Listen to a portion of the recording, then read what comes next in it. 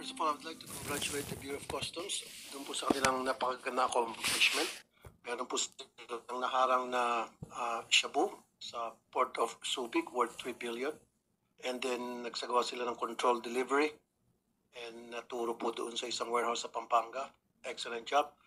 Ang tanong ko lang po, identified na ho ba yung consignee?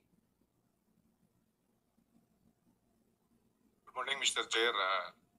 Deputy Commissioner Joey Maxoy, Deputy Commissioner for Intelligence, Bureau of Customs. Sir, the consignee is a one-time consignee. One-time consignee. Okay. Yes, sir. And his name or her name? It's the name, sir, is Locar. When we Local? Locar, sir, Locar. Locar. Yes, sir. And who's Locar?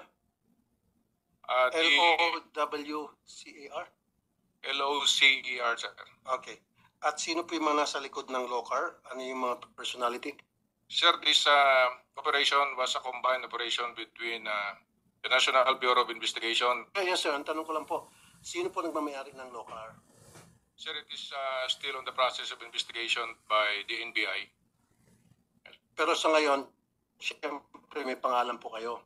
Anong pangalan po yung nakalista doon sa Locar bilang mga may-ari? Sir, actually, there is an ongoing operation, sir. I will reveal it to you personally, sir, if you are allowed. Ako, unahan na kita. Wala kayong mahuli. Kasi po, yung nakapangalan dyan sa Locar, yan po yung mga taong hindi nyo na po makikita magpakailanman. Karamihan po sa mga consignee, mga may-ari, kung hindi kasambahay, driver, tambay, o dili kaya mga patay na binuhay. And you guys in customs knows that. You know that. And yet nakakalusot. Bakit hindi nyo binibet na mabuti ang mga consignee na nag-apply dyan? Di ba dapat pag nag-apply ng consignee ang isang negosyante, he will apply or she will apply as a consignee. Di ba merong thorough vetting ang ginagawa? Pero hindi niyo po ginagawa. Paano pong klaseng vetting ang ginagawa niyo po pala? Maumpisa natin. Halimbawa, si Mario, mag-apply siya bilang consignee. Ano po yung proseso? Sir, there is a verification process conducted by the Customs Intelligence Investigation Service. What kind of verification halimbawa? Sir, the addresses, the legality of the documents, and all other, sir, with the background check of all the information. Very good. Yes, sir. Now, kung si Juan, mag-apply siya bilang consignee at sasabihin niya magpaparating siya ng mga kargamento o high-valued goods. Bawa. Tulad nitong si Locar, sabi mo bago lang, di ba? Okay. Now, si Juan mag-apply bilang consignee na magpaparating ng high-value goods. Anong klaseng betting ang ginagawa niyo po? Sir, there is an existing office within the Bureau, under... Kaya nga po, anong ang klaseng betting ang tanong ko? Sir, there is Siyempre mag-uumpisa, verification, papakita ng ID. Tama? Tapos, magpapakita ng, ano pa, sa ID. Sir, there are required documents to be submitted, sir, Like? to an importer. Like, The business permit, sir, business the permit, address, the ability, sir.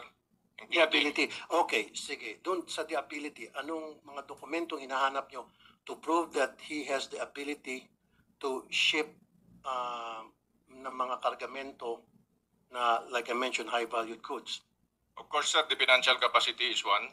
Okay. The Like specific what? address, sir, of the importer. Okay na yung specific address. Paano nga po? Anong klase mga dokumentong hinahanap nyo na siya talaga ay may kakayahan na mag-import ng mga high-valued goods o ng mga kargamento na lang? Ano po mga requirements? Turuan na kita, bank accounts, right? Yes, sir. Of course, yung bank accounts, madali naman po yung pupunduhan. Now, sa income tax, nagre-require kayo? Income tax return to prove na, o nga, meron nga siyang 10 million. Kasi sa requirement yun, di ba? Meron nga siyang 10 million pesos sa bank account niya na for all we know, pinunduhan lang last week. Okay? Pustahan tayo dito sa local, kapopondo lang ng bank account nito. kung magkano requirements na pera. Pero ang gusto ko malaman, kung yung bang mga may-ari ng mga consignee, kung meron ba silang ipinapakita sa inyo ng mga tax returns for the past 5 years to show na yung 10 million na pinanggagalingan niya ay legit dahil taxpayer sila at minegosyo sila. Minegosyo sila, taxpayer sila.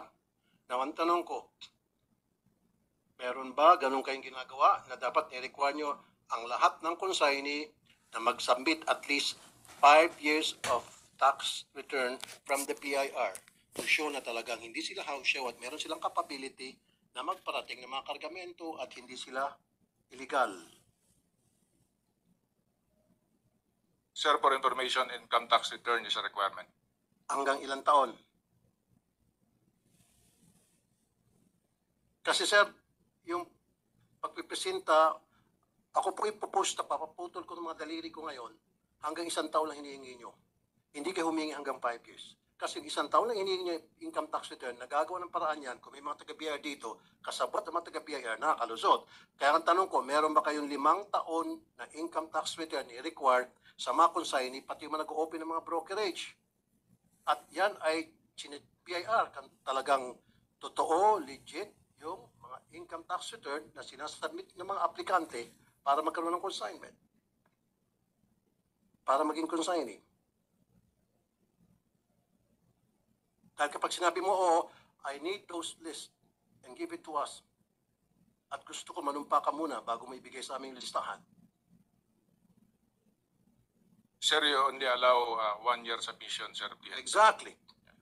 Why not 5 years?